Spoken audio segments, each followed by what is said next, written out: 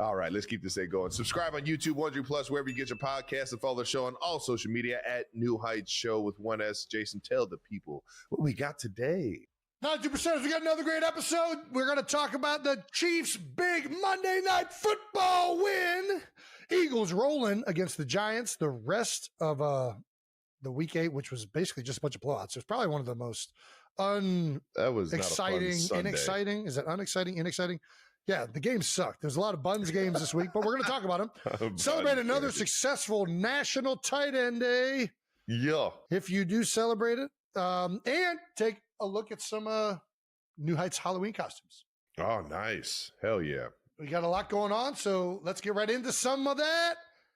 New news. Hey-yo. Coming in hot. 1587 review. Jason came all the way to Kansas City just to go to my restaurant. I did. It was fantastic. How about it?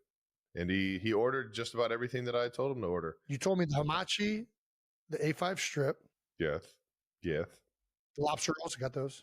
The linguine. Did you get the linguine? I didn't get the linguine. Fuck.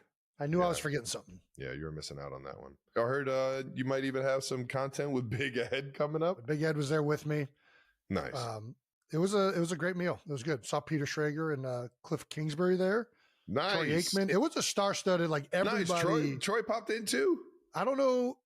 I didn't see if Troy was eating there. Joe Buck was definitely there with Michelle. Well, I appreciate you pulling up.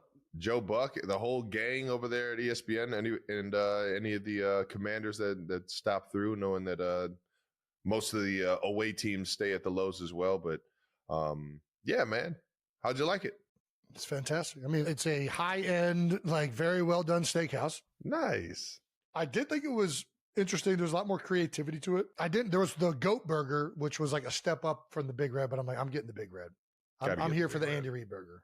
Got to get the Big Red. And then got the cheesesteak as well.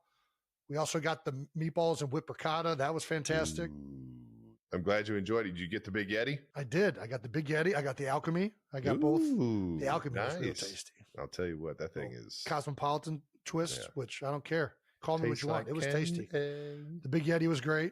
Got a garage beer. Nice. Yeah, we got garagers in there, baby. My favorite part of the evening. The waitress we're asking her like, oh, what do you like? Like what? And she's kind of listing off all these things. And Dad can't hear, right? So he's on the far side of it already. Damn it. And I'm like looking over and I look over at him and I could tell he can't hear a fucking, and he just not looks listening up. To anything. He whispers to me, he's like, I can't fucking hear a single thing she's saying.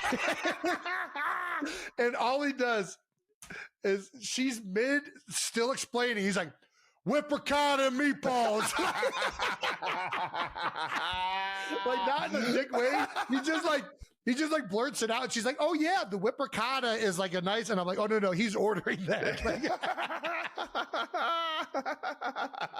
it was so fucking funny. Brandon put it in here. What's the most Travis Kelce thing about the restaurant? What's the most Travis Kelce thing about the restaurant? I mean, the Big Yeti drink.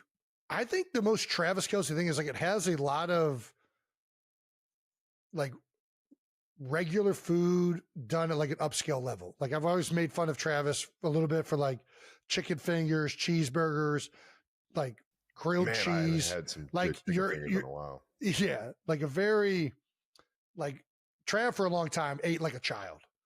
And now we're at a steakhouse and there's some child-like items that are done at like a really high level, or like, I guess, like normal item, like lobster roll. Like it's like everybody's had a lobster roll, but this is like a more upscale, intense flavor lobster caviar roll. On it, yeah.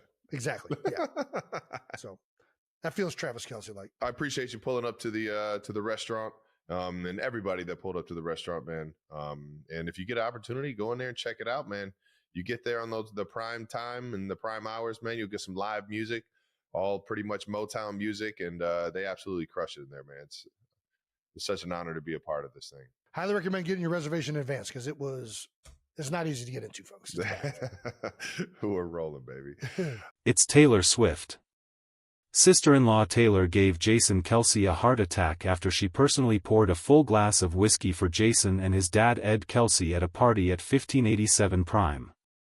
In the newly dropped New Heights podcast, Travis and Jason were discussing Jason's first experience at Travis's brother's steakhouse. The delicious food, as usual, was the talk of the town. In a video Travis recorded the night after the Chiefs beat the Commanders, Jason and Ed Kelce were sitting at the table.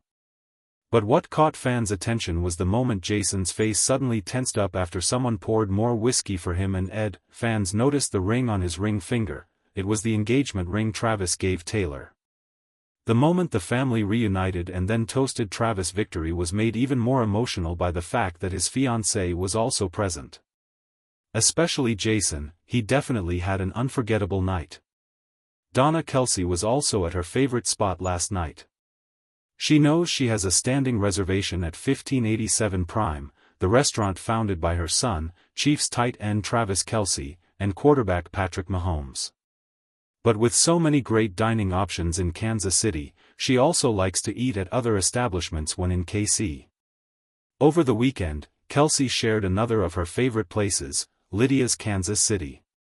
Here is a photo Kelce shared to her Instagram stories, and she wrote, "Always enchanting at Lydia's in Kansas City." Kelce joined family members at another iconic restaurant, Joe's Kansas City. And they went to the original location in the gas station in Kansas City, Kansas. The ambience is quite a bit different at Joe's than Lydia's. Jason Kelce is sharing his process for picking a Halloween costume. On the Wednesday, October 29th episode of the New Heights podcast, the dad of 4, 37, explained to his brother and co-host Travis Kelce that he typically aligns his costume with whatever his 4 daughters, Finley, 6 months, Bennett, 2, Elliot, 4, and Wyatt, 6, want to wear during the spooky holiday. "For me, my costumes now are just essentially what my kids want to wear," said Jason, before sharing what his costume will be this year. "Like, I'm Kristoff this year just because Ellie and Wyatt and Benny, they're all going as Elsa. So, I'm Kristoff. I don't want to really reveal Kylie's costume because that'll get revealed later this week, but it's fantastic. I feel like in your 30s, once you start having kids, like, you don't even get to choose anymore," he added. "You get lumped in with your kids." Jason, who announced his retirement from the NFL in March 2024, shares his daughters with wife Kylie Kelce. During the Thursday, October 23rd episode of her Not Gonna Lie podcast, Kylie, 33, first teased the family of 6 potential costume for this year. Kylie reacted to an idea floated by one of her viewers, suggesting that the family should all dress as Frozen's Elsa for Halloween. "On our last episode, I said I was done with family Halloween costumes after the Little Mermaid fiasco of 2023. This year, we might just have 3 Elsas." To which Dora Winifred responded, "Hear me out, 6 Elsas," she said. "Honestly, I'm so into that. I'm so into that. If I could get Ellie to not be Anna, I'd do it in a heartbeat," she said. "But, I can't have 5 Elsas and 1 Anna. Finn is going to be Anna, so that we have 2 and 2, 2 Anna, 2 Elsas. That's the plan though.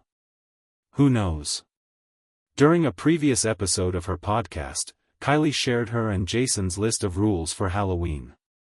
While discussing family costume ideas, Kylie asked her followers about how they get their entire family to dress up in the same theme, especially with young children. She recalled that 2 years ago, her family was supposed to collectively dress up as characters from The Little Mermaid before sharing that it quickly fell apart. "I had an Ursula costume that I never put on, but it's in a bin in the basement."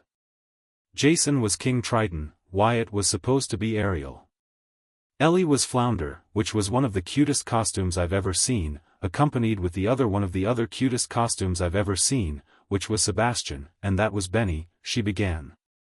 "In the last, I'm talking the very last, minute before we leave the house, Wyatt decides she doesn't want to be Ariel." The doting mom went on to share that their family ended up having a mashup of different costumes.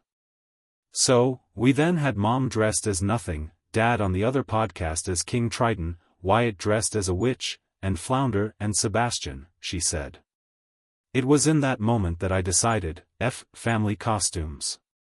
F them. This year, I'm pretty sure we're gonna have 2 Elsas, maybe 3. Who knows? I don't care, she added. I don't care because the only thing that a family costume would do is make a really cute social media post.